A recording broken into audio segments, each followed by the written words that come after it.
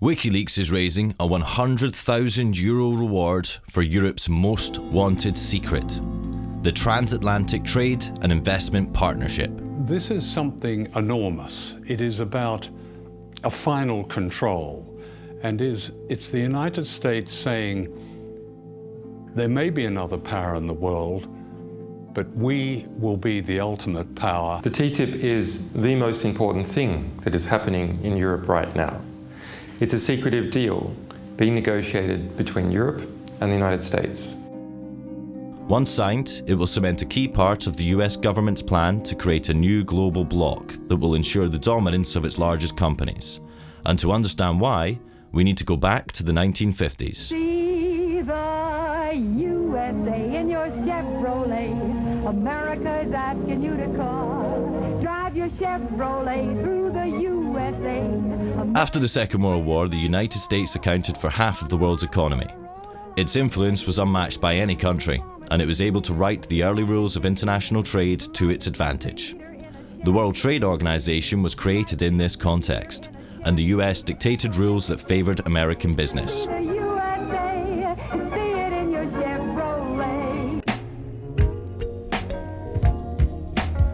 But as economies like China and India joined the WTO, it became a more democratized arena, and the US found it harder to control its decision-making. At the WTO, at its Doha rounds, India spoke up and Brazil spoke up, and the US lost control.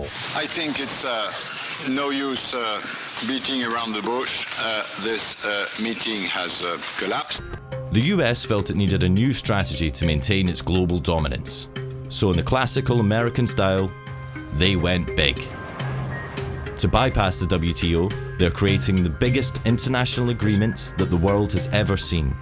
They're called the three big T's: the Trans-Pacific Partnership, or TPP, the Transatlantic Trade and Investment Partnership, or TTIP, and the Trade in Services Agreement, or TISA. And they're all being negotiated in secret right now.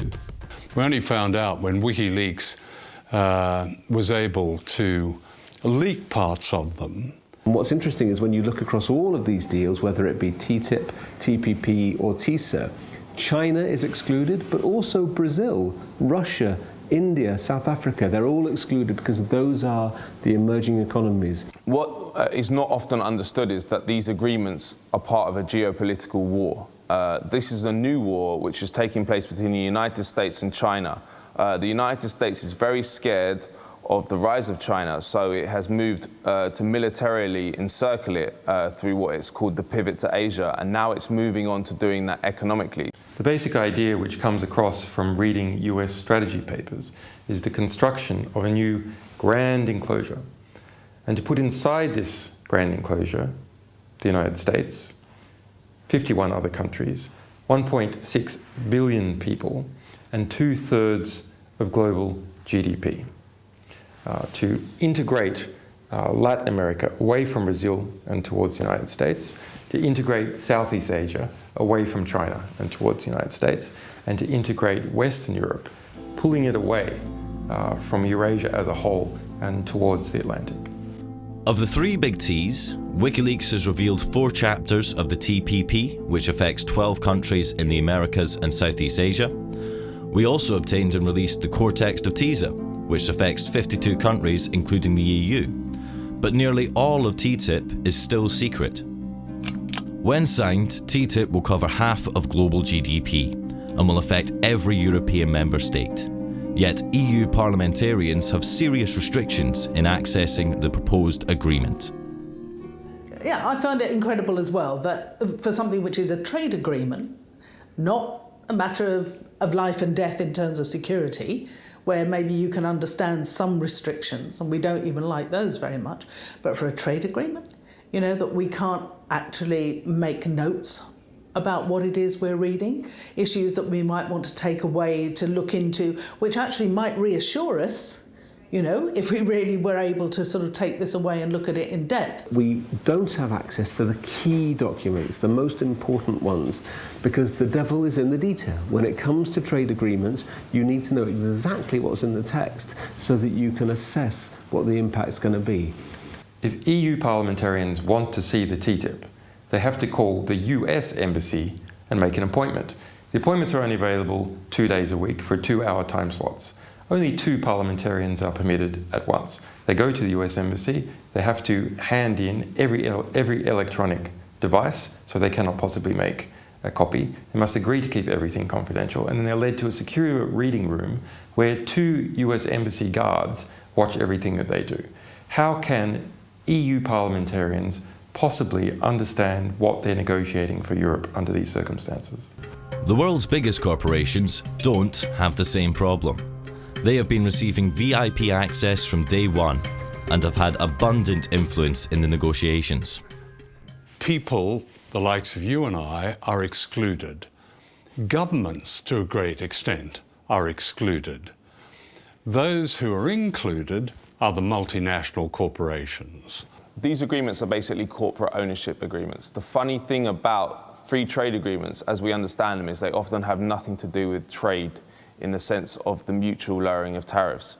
What they're about is enshrining an investor rights regime in the respective countries and ensuring that corporations can run wild in the respective economies with very, very little regulation or impingement by government or authorities. These treaties will have huge, huge implications for literally almost every critical issue that an individual citizen or community would care about: health, education, the environment, privacy, access to medicines. I mean, the list could go on.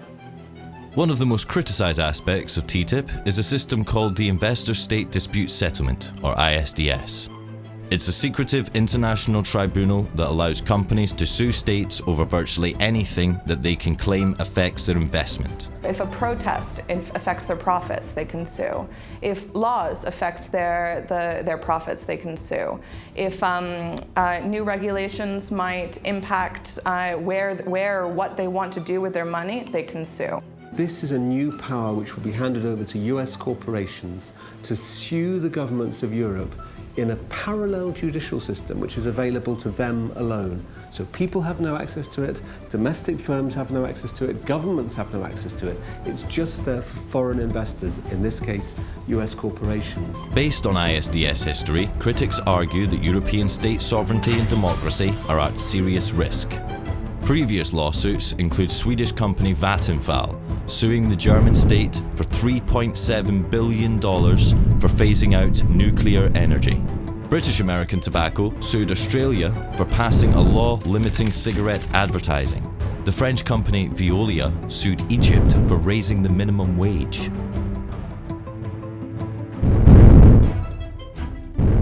TTIP advocates say that in order for the EU and US to become a single market, regulatory barriers need to be eliminated. This way, for example, a US seatbelt manufacturer already selling seatbelts domestically wouldn't need to test for safety a second time, as the EU would agree to recognise the US safety standards.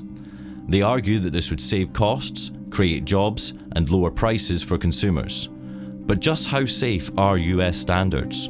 So in the USA, 70% of all processed food sold in supermarkets contains genetically modified ingredients, whereas in the European Union, we've said quite clearly we don't want GM ingredients in our food chain.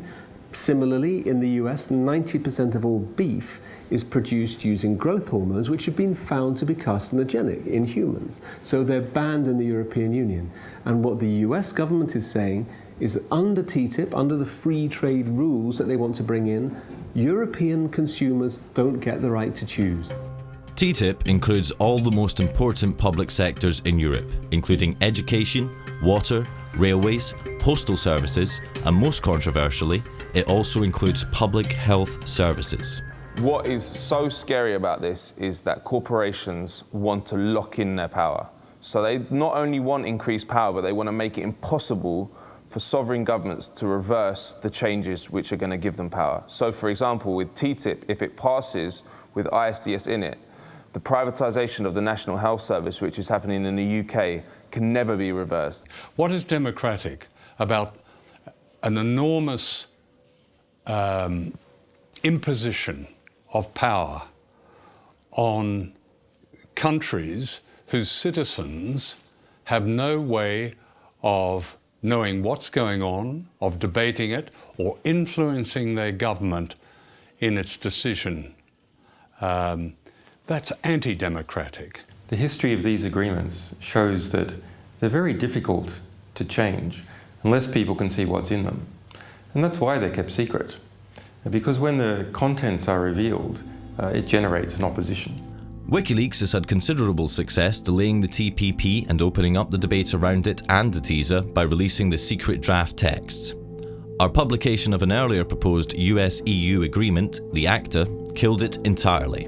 WikiLeaks is raising a €100,000 reward for Europe's most wanted secret, the Transatlantic Trade and Investment Partnership. Help the world become a more transparent place. Do your part. Go to wikileaks.org/TTIP-reward.